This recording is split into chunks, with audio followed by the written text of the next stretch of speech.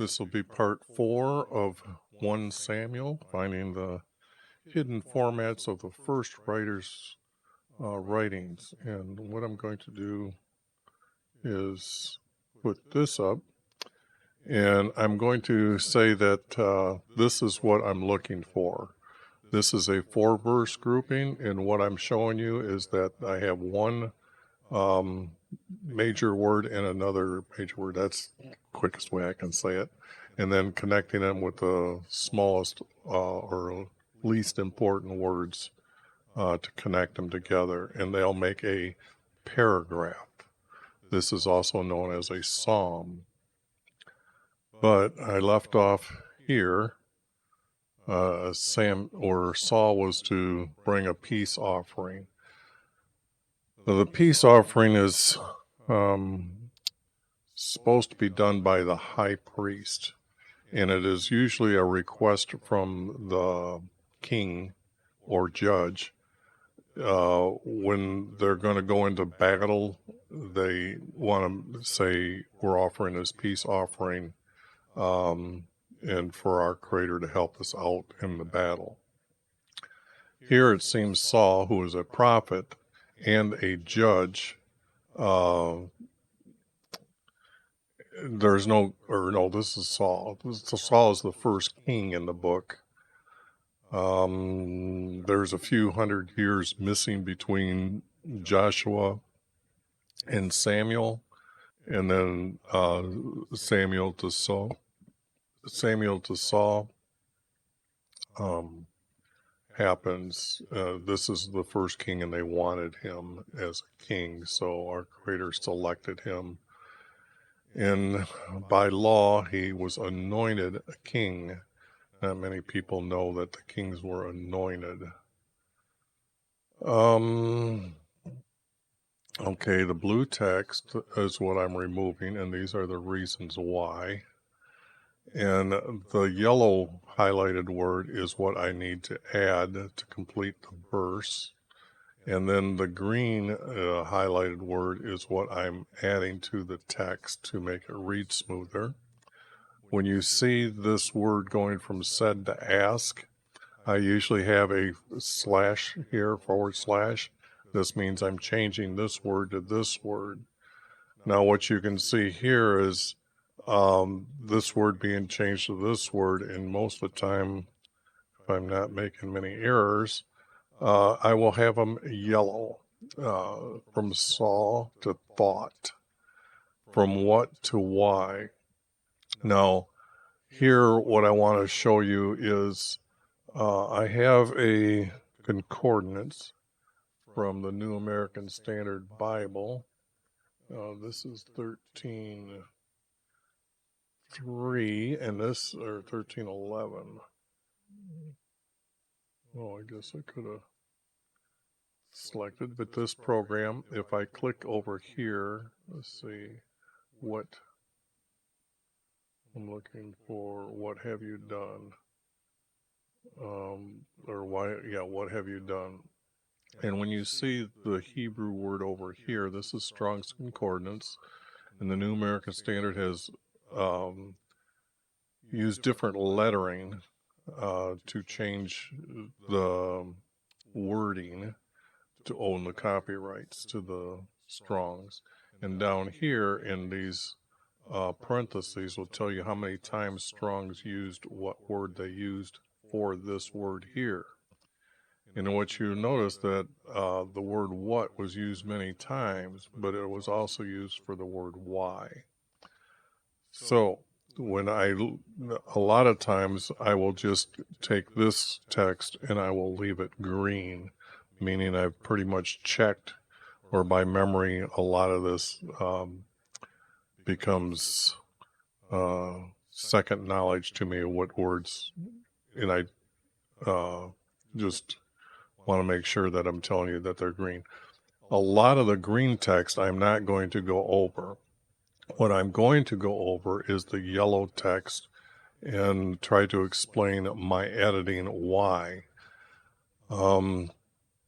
Because here the text is referring to Saul and he made a peace offering, which was he was not supposed to do. A priest is supposed to do this, usually the high priest. Right now, the text reflects Samuel doing this, and this is the first and only prophet that does the peace offering. So you can see that because I saw you would not come to me. Well, because I thought you did not come to me, let's put the right word in here. So saw is not the correct word here. He knew he wasn't coming. He was anticipating. Yes, he knew he could look and he was looking for him, but he didn't come. But his thoughts are what brings this about, that he made this offering. Now, when I'm making two words to complete the verse, two major words, I'm selecting the word would here to complete this verse here. Here, the Philistines are assembling, which means they're actually coming to battle. The story reflects that they're coming to battle. Now, let me get rid of, okay, I did. So down here, I have a command instead of a commandment. A commandment is there's only 12 commandments, in case people didn't realize that when you read the text and you study the text, there are 12. Those are actually sins. Our Creator defines those as, if you do not obey them, to bring a sin offering. So that is how we define what a sin is. Now, I'm changing the word kingdom to ruling, because this ruling is that the king is be set up, and then it's going to be passed on to their sons. This is the way it was done back then, that the most powerful person in the area. A lot of times the text reflects a king, and it's actually over a city. So I've had to change that to like a ruler and try to define the words meaning certain and only certain things. You cannot use a secular dictionary to define the words here in the Hebrew text. The Hebrew text will dictate their meaning. And I'm trying to keep the word ruling consistent through the text, as every word I try to. Sought to seek, I think that is something that if I didn't look it up, I'm thinking that the word is so close to this that I don't need to have an explanation of why I'm doing that. Not endure will end.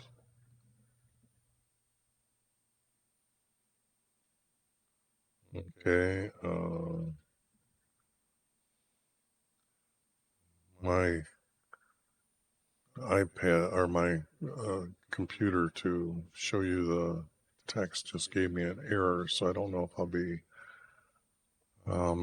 showing you any more of that. So, but I'm glad I was able to show you at the beginning that I do have a concordance that I can use.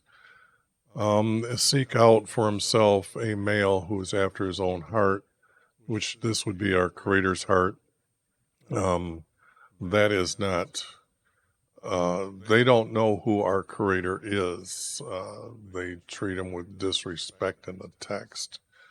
Sometimes he's got smoke coming out of his nose. Other things like that don't make any sense. So I'm saying that he's going to seek out another, and we're going to get to David next. So that's who we're talking about here. But Saul is doing this prophesizing at this time, and he will not appoint, but he will anoint him. That's what's unique about the text, is that I've studied it so much that I know that the correct word is anoint.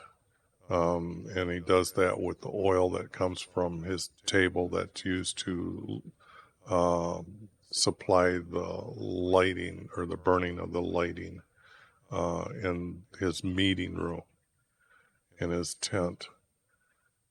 And you are not to keep, but obeying his command.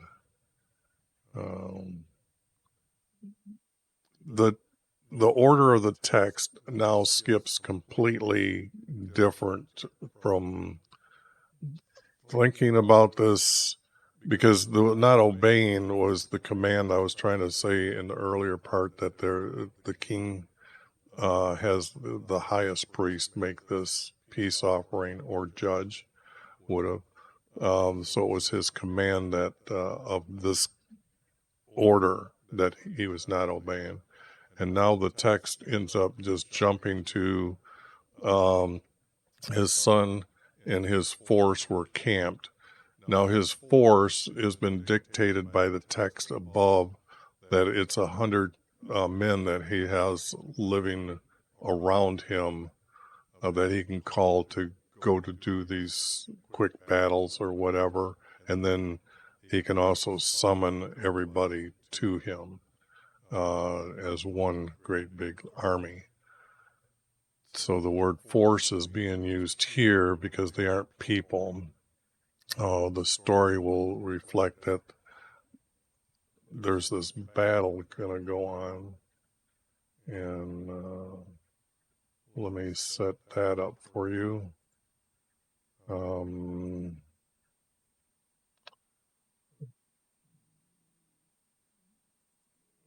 This is what the Philistines have come back and conquered, that it's missing from our text, that they threw out this knowledge. It just skips like 200 to 300 years worth of knowledge of what happened. Now, Saul does win, and this is the battle that's going to happen right now, that Jonathan, and this is the area that this is going to happen in right now.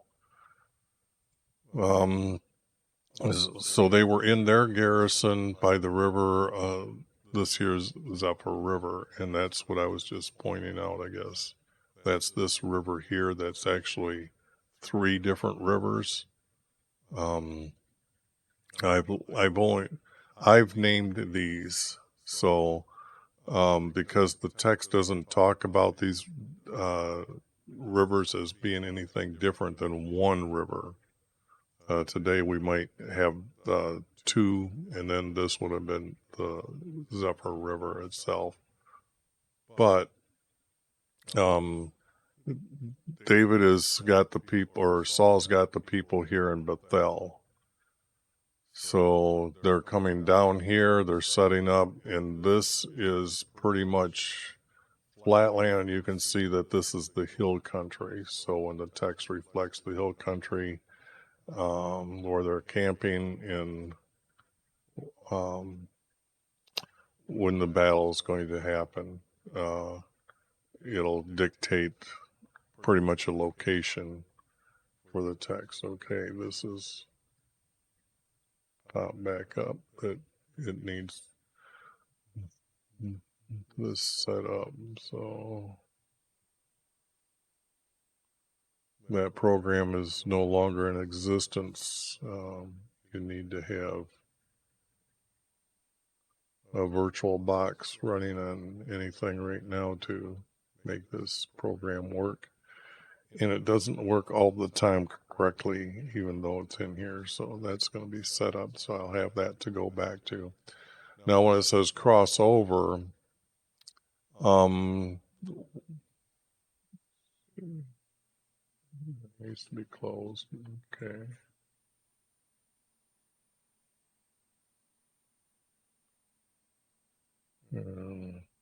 Still loading up over there. Sorry about that. Crossover to go. This would be like describing some of the land, but I'm not going to have them go back and forth over river. That just doesn't make any sense, that they would have to go across the river to fight.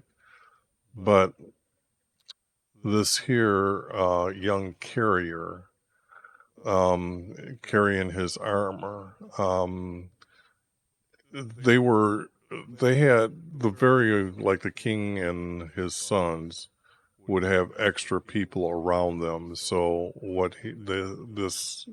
he's not carrying armor, but I have him carrying a shield bearer, that he's holding a shield that,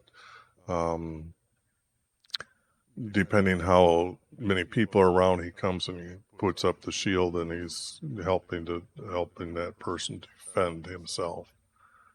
So that's why I have a shield. He is a shield bearer, and they went to the garrison. And yes, these are usually the younger men that are around for the battle. Okay, I've still got okay, now the program's up and running. Sorry about that. He went, and let's cross over to the garrison, but they went to the garrison. And perhaps to thoughts, yes, I think that's close enough that reasonably when you're thinking about these differences of words, that the word thoughts is a good one to be put in here. You might not agree with every word, but don't change any of my text. You just don't understand what's going on with the text itself. There's another level of knowledge that it takes to understand how these words are made up.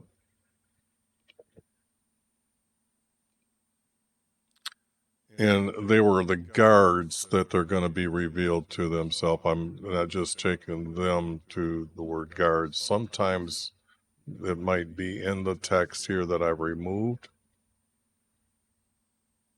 but I'm not seeing anything here.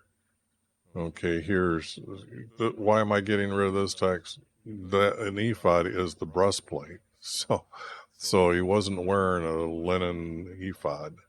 You have to understand what an ephod is. But remain should have been yellow. Place to hear. Have to add the guards, because in a garrison there would have been guards. It doesn't describe whether they're in towers looking down or on a walkway that's up on top, but for them to actually be guards watching, because a garrison is where they're going to sleep and stay as a group, as like an outpost, to represent this is our land. So this is what this garrison is really about here. Jonathan didn't climb to get there.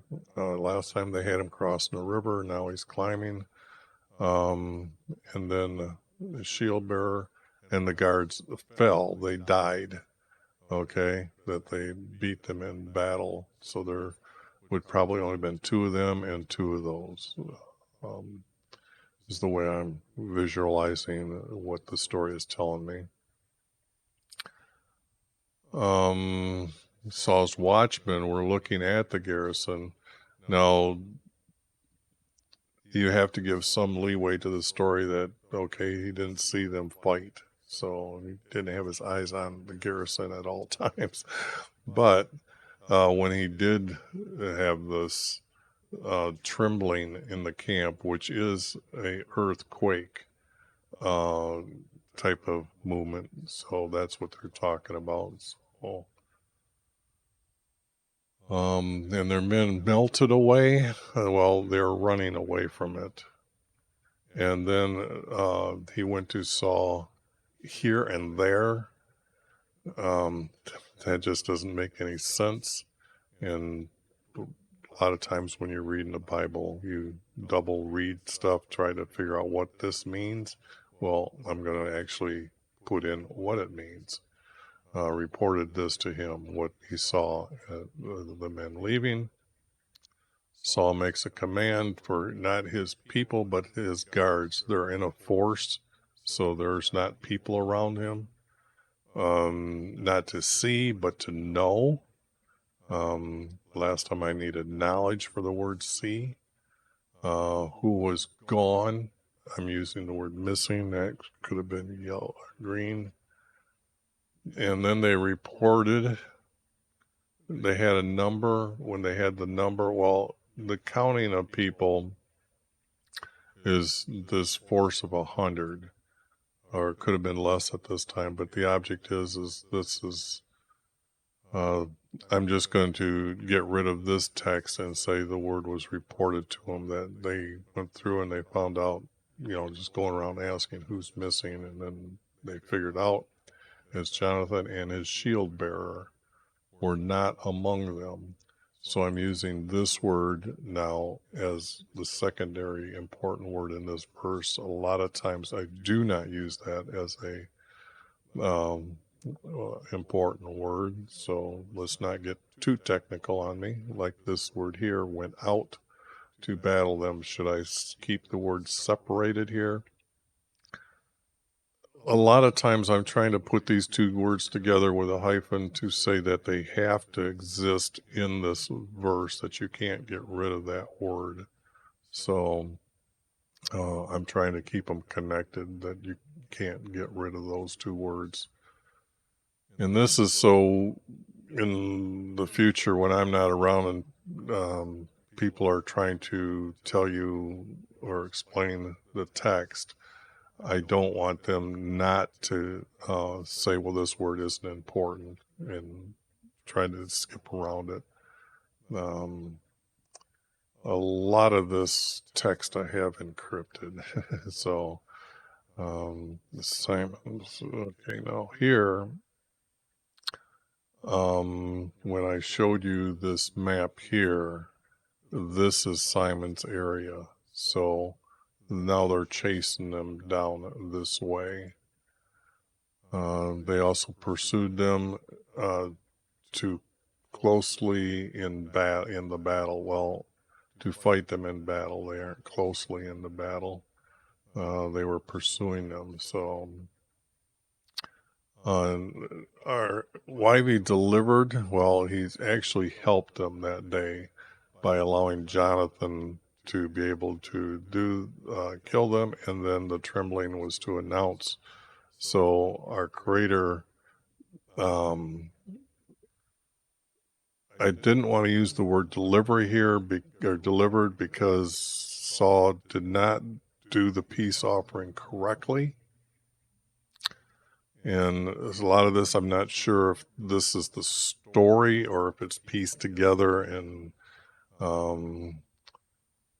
if people go through and see what I've removed, we'll find out a lot of times there's 2 or 3 stories of the same story. And I think there's a second story of how Jonathan did this battle or went in there. But to go with the text here, okay, I try to keep the videos to 40 minutes, so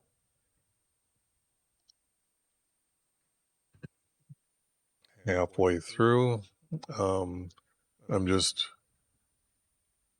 adding the text to make it reasonably truthful. So,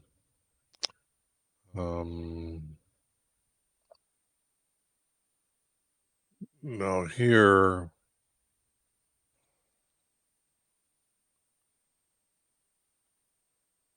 it was that this text was that they're delivering them from plundering. Actually, that becomes a second story tied to David. Let me see if I have that map.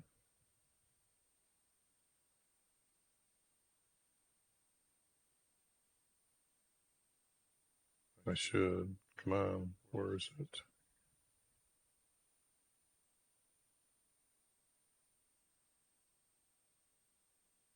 Huh.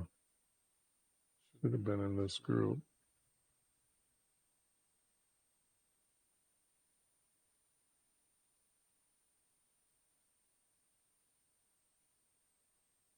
Why is it in this group?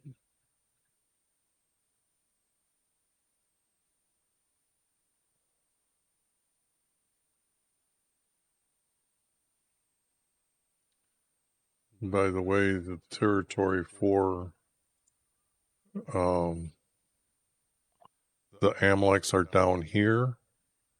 So later, the promised land is extended by Saul, takes this area. This is where the Philistines were chased out of the promised land, and then they came back and they conquered this. And this rating is going to go back and forth right here. I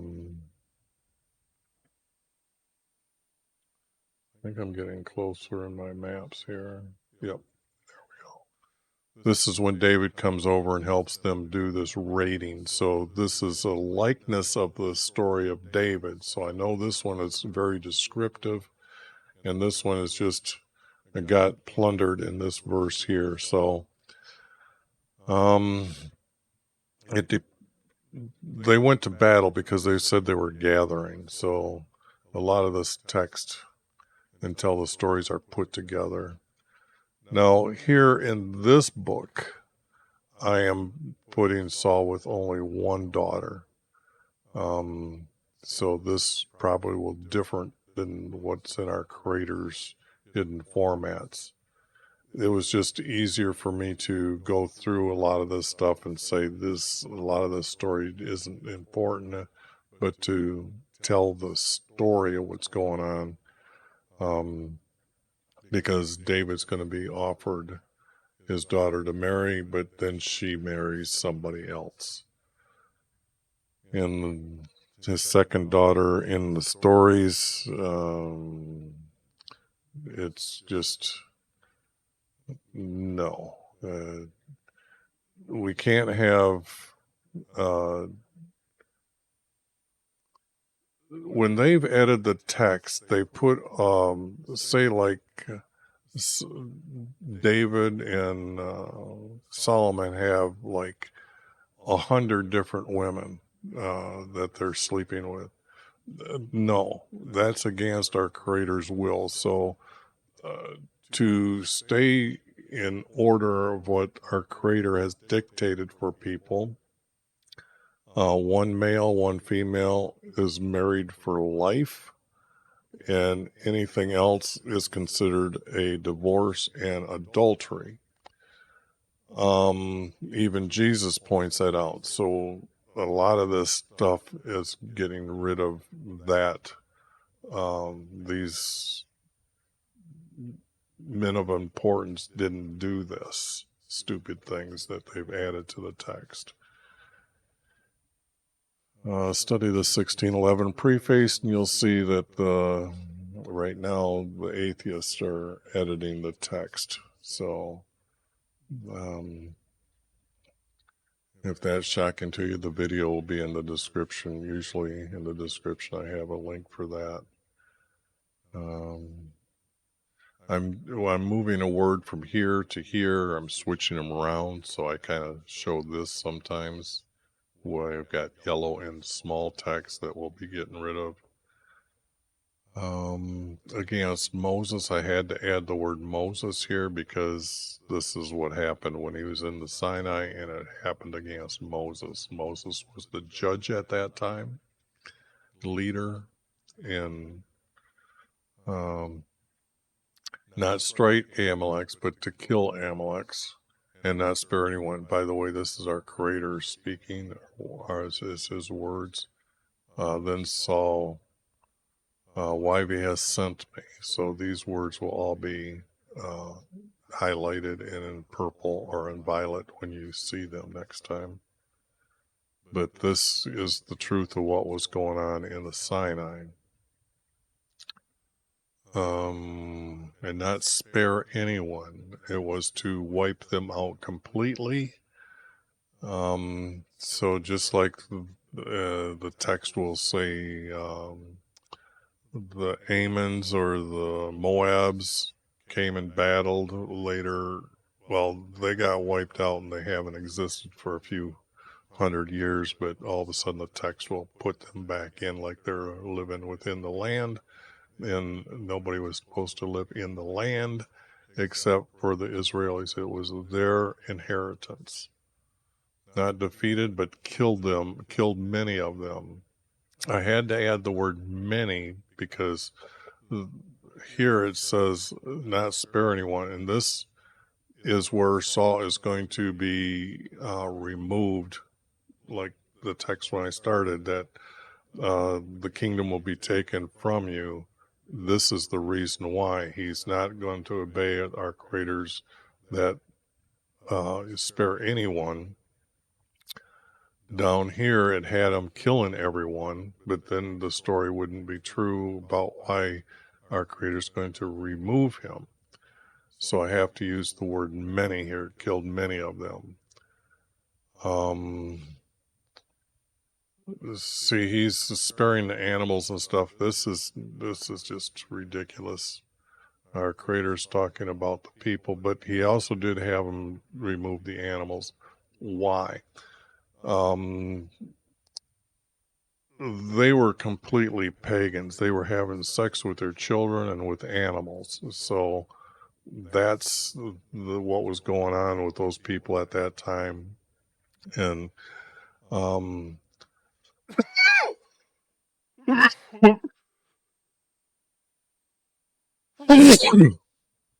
pardon me.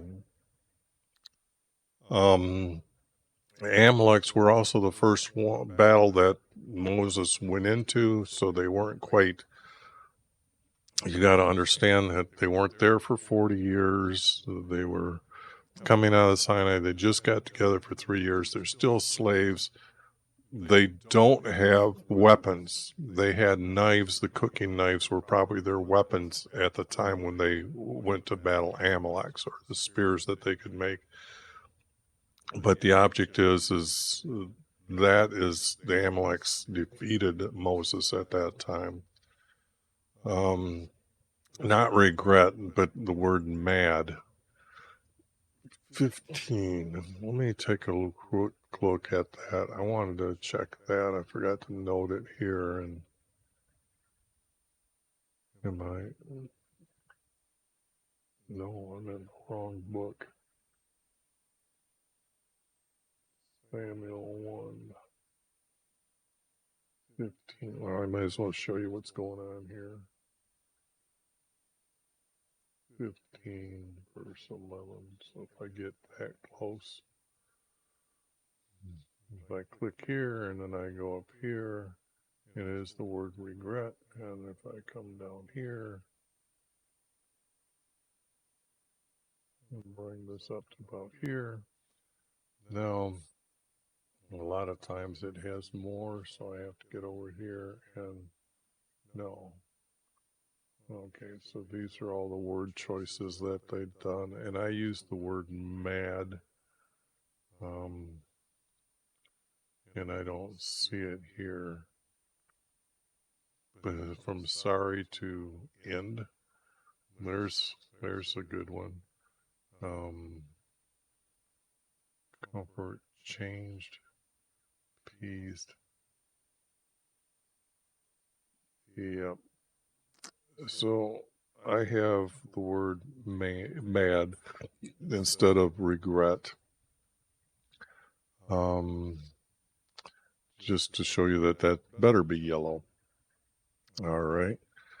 I moved this verse here down to here, and I cleaned it up. I took all those words out and cleaned it up so it's here. Because it was reading out of order. And usually when I've done this, that means I've already cleaned up the text, but later when I was reading it, I come back and I already done future editing. Okay. I already got this book done. I'm going back through it now here to show you the editing. So a lot of the text really gets edited. Well, I take all those editing marks and bring them back into this text here. So to make it easier for people to follow my editing. I'm trying to group them at the very beginning, the most of the edits I'm doing. Came to meet, the word they needed to meet. Samuel met with Saul and said, "What have you done as he commanded you?" That should be is the second most important word here. And here again, Saul is telling you that did not eliminate him. That's why Saul is going to get replaced here. And he's going to be so... Anyways, I don't want to get into all this text here. As a sin of divination, see, this is just... For your rebellion is a sin of divination. This is, like I said, added text that when you see the text cleaned up and how easy it is to read, to get the major stories of what's here and the truth of these stories to exist according to our Creator's command, he wouldn't have them having 700 wives. They wouldn't have them doing all these stupid things.